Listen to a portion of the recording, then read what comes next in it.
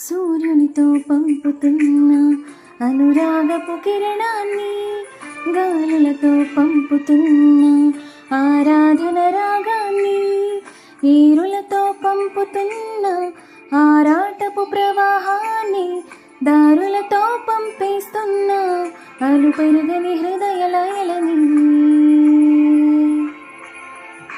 ఏ చోట నువ్వున్నా నీ కొరకు చూస్తున్నా, నా ప్రేమ సందేశం విని వస్తావని చిన్ని ఆశ.